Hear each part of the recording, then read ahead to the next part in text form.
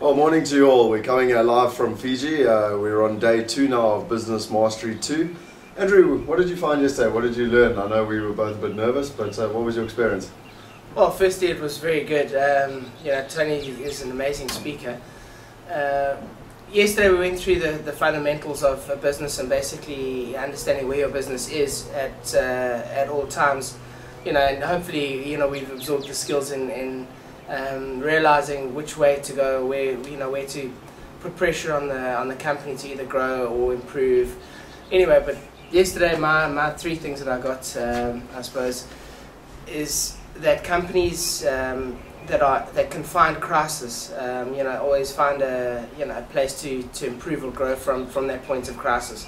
If you don't have any crises, or you can't find any crises within your company, you're actually stagnant, and that's a severely bad thing. You need to actually constantly look for these things, because that's also basically looking for ways to improve your company.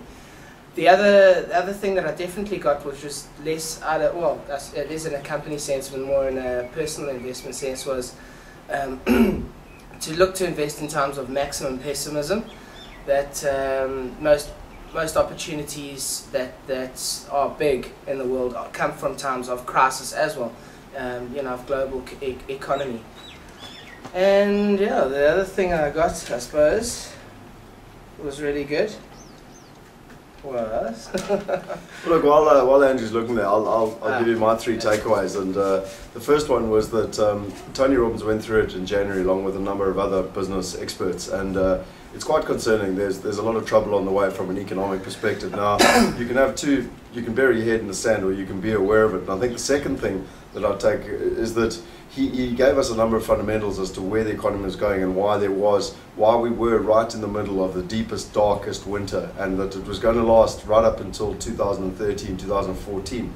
However, he also said if you've got anticipation, it provides you with a massive amount of power to take advantage of the current situation. And I thought that was incredible, and a lot that we can take away from that and prepare, and that, a good analogy, some people die in the winter and some people go skiing or snowboarding and have a great time. So, in every season there's an opportunity. And the last thing, more from a micro level in terms of a business, that I learned particularly late last night at nearly 2 a.m. was that the best way to improve a business is to actually break it down into each and every step and only incrementally improve it by 2, 3, 5%.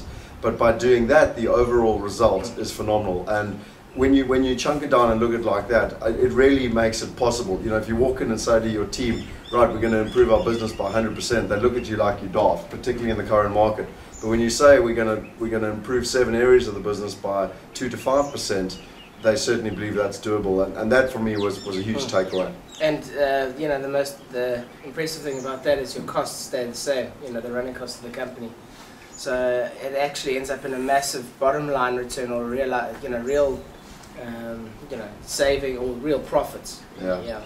No, look, it's incredible though. And the other thing that I took away from it, I'd like to think that I had a decent understanding of it beforehand, but the whole concept of constantly create raving fans it is definitely something that I could use personally to work towards every day in my company. Well, fantastic, guys. We're on our bikes back to the course. It's day 2. We are now going to look at the accounting. We're looking at doing a full MBA in a couple of days. So today's going to be very interesting, and we look forward to bringing you the latest update tomorrow morning. From us in Fiji, goodbye. Ciao.